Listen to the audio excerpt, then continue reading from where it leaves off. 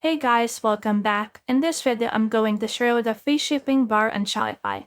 Let's get started. So as you can see right here, I have here my actual Shopify dashboard. So what we can do is we can actually just scroll down, click on the apps right here and searching here for free shipping bar. So just searching here for that, click on this search right here on the Shopify App Store. And then from in here, you should be able to see those apps on the Shopify App Store. So in here, you can see some converts, shop shipping upsell, and all of these things right here on your cart. So you can also click this get free shipping bar right here, but as you can see, this is actually not free. So for example, you want to use this free shipping bar, you need to have around $4.90 per month in order to actually integrate it to your Shopify.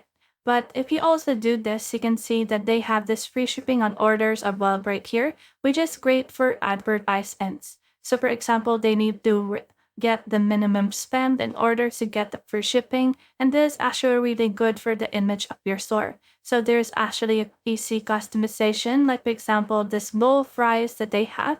So as you can see right now, this is 1:2,000. So if we put the 2,000 right here, in here, it will show as well the 2,000 right here.